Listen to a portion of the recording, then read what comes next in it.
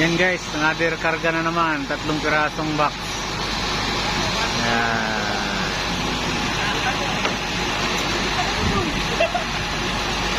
Nataw tayo ngayon, alas 12 na naman mamayang gabi. 12 na naman. Tiba-tiba to sa sahod. 2 double pay, tapos panay alas 12 ng gabi umuwi. Tapos may biyahe pang Bicol nung nakaraan, straight time. Sana all.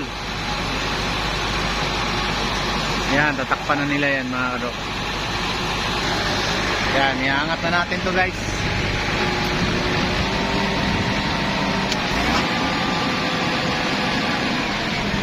Swing natin, swing.